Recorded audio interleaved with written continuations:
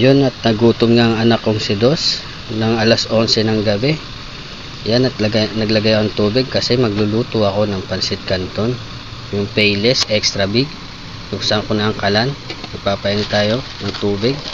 Pipitawan ko muna ito cellphone para mabuksan ko yung mga yan. Yan, at kumukulo na rin. Kumukulo na yan. Bubuksan natin mga parts yan. Binuksan ko na nga yan. Nilagay ko na ang canton. Ay, naku naman, mekos natin yan para mapantay ang pagkakaluto mga insan. Ayan o, tapos tatakpan natin yan pagkatapos kung mekos-mekosin yan mga parts. Sarap yan pagka ganitong alas 11 na. Tatakpan ko at papatayin ko yung apoy. Yan, okay na yan mga parts. So tatanggalin natin yan ng tubig, medyo mekos lang onte. Tapos yan na nga, tagalan natin ng tubig. Yan. Umusok-usok pa nga. Ay nako, agutom na. Babalik natin doon kasi hatiin natin, bibitawan muna natin to cellphone na to.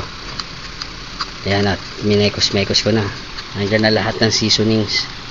Minekos ko na yan para makakain na aming dalawa. At 11 pasado na para makatulog na rin itong makulit na to.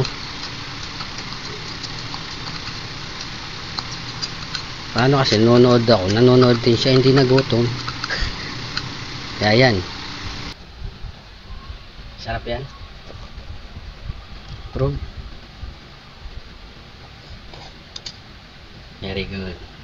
Let's eat. Alala. First bite.